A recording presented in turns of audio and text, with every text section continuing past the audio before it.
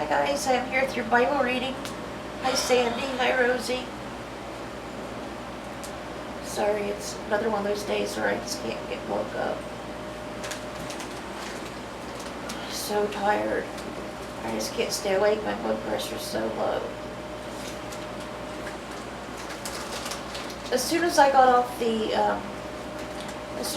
your guys' Bible reading done,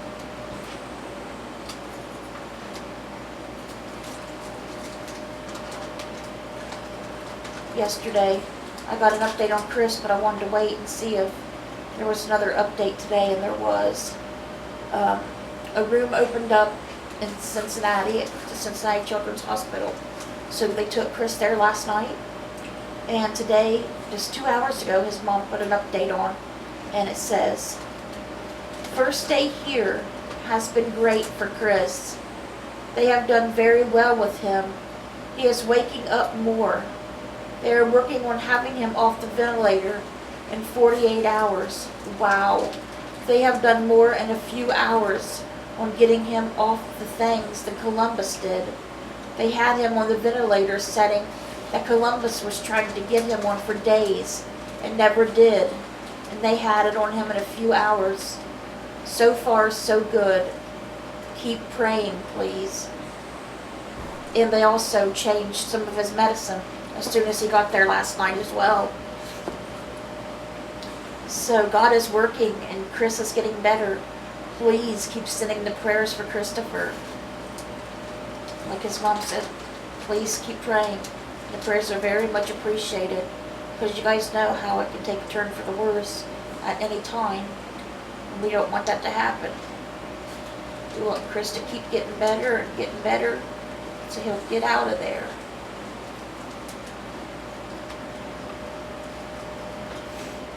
Okay, guys. I'm going to start the Bible reading today with Matthew chapter 15, verse 29. And then we'll be getting into chapter 16. We'll be reading through verse 12. See how yesterday we read that Jesus fed the 5,000? Well, today we're going to read Jesus feeds the 4,000. And his disciples, they had forgot that he had done that miracle with the 5,000. And they didn't know how they were going to feed the 4,000. You'll see. Jesus left there and went along the Sea of Galilee. Then he went up on the mountainside and sat down. Great crowds came to him, bringing the lame, the blind, the crippled, the mute, and many others, and laid them at his feet, and he healed them.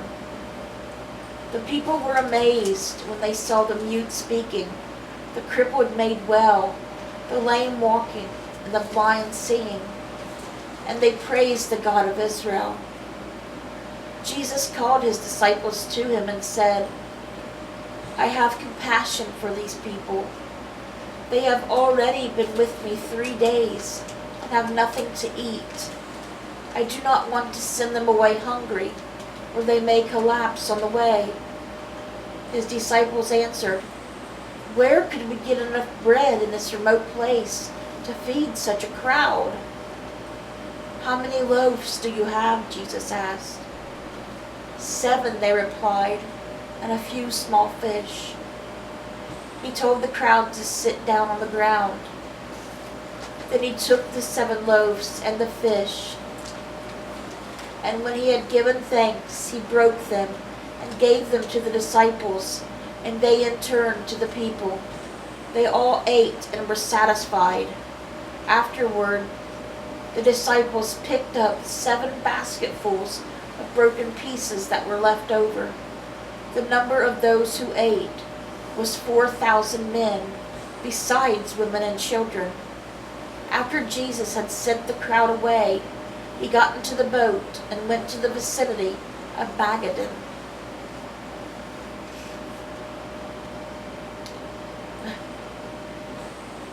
See, Jesus, I don't know how they could be how are we going to have enough bread to feed this crowd in this remote place? When Jesus just fed 5,000 people.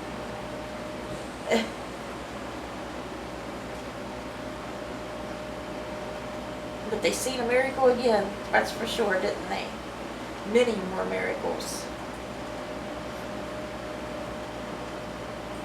Now you're going to see the Pharisees and the Sadducees being pains in the butt once again. Just trying to prove Jesus a liar and get under his skin as much as they can.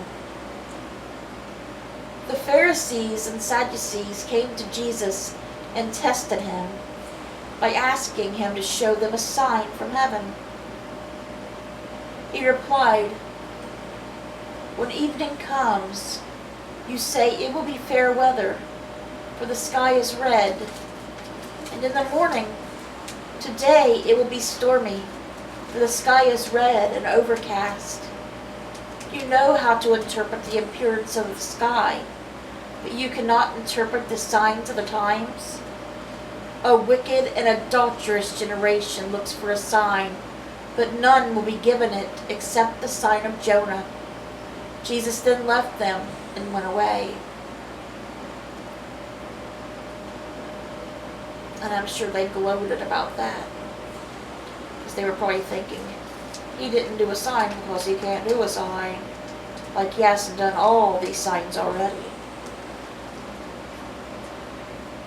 But like Jesus said, it was a wicked and adulterous generation, and they were not going to get a sign except for the sign of Jonah.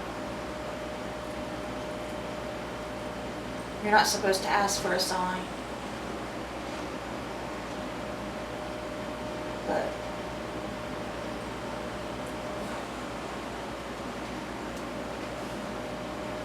they were just doing it just to get at Jesus, to, try to make him look bad. It's the only reason they were doing it.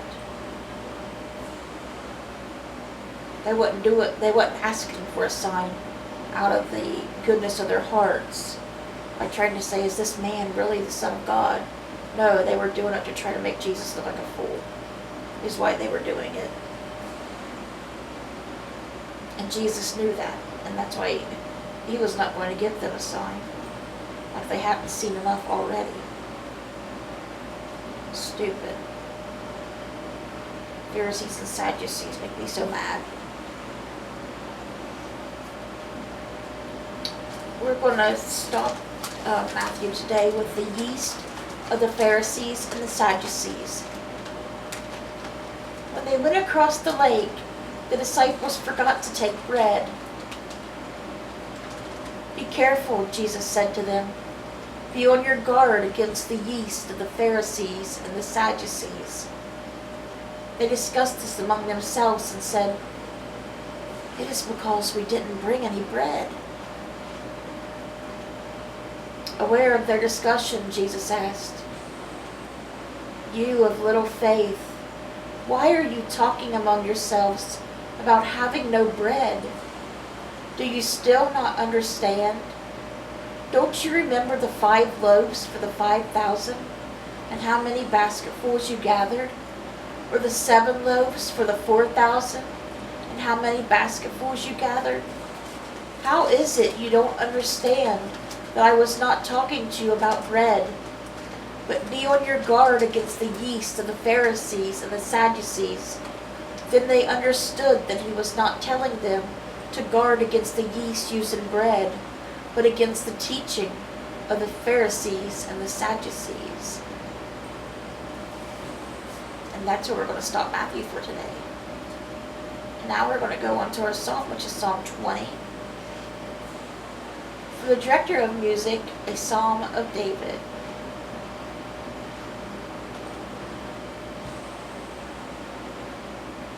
May the Lord answer you when you are in distress.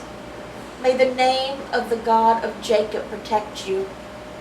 May he send you help from the sanctuary and grant you support from Zion. May he remember all your sacrifices and accept your burnt offerings. May He give you the desire of your heart and make all your plans succeed. May He shout for joy over your victory and lift up our banners in the name of our God. May the Lord grant all your requests. Now this I know, the Lord gives victory to His anointed. He answers him from His heavenly sanctuary with the victorious power of His right hand. Some trust in chariots and some in horses, but we trust in the name of the Lord our God. They are brought to their knees and fall, but we rise up and stand firm. Lord, give victory to the King. Answer us when we call. And that was Psalm 20. Psalm of David. And lastly, for our Bible reading today, we're going to read Proverbs chapter 4, verses 20 through 27.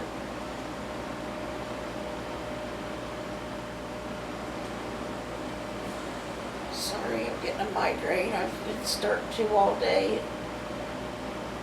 I just feel miserable. My son, pay attention to what I say. Turn your ear to my words. Do not let them out of your sight. Keep them within your heart, for they are life to those who find them, and health to one's whole body. Above all else, guard your heart, for everything you do flows from it. Keep your mouth free of perversity. Keep corrupt talk far from your lips. Let your eyes look straight ahead. Fix your gaze directly before you. Give careful thought to the paths for your feet, and be steadfast in all your ways. Do not turn to the right or the left. Keep your foot from evil. Okay, guys, that was our Bible reading. I hope it touched your guys' hearts. I hope you guys had a great weekend, and I hope you have a great week ahead. Thank you again, Sandy, for telling me about the Cincinnati Children's Hospital. I'm glad that I found it online and that you told me about it as well. I'm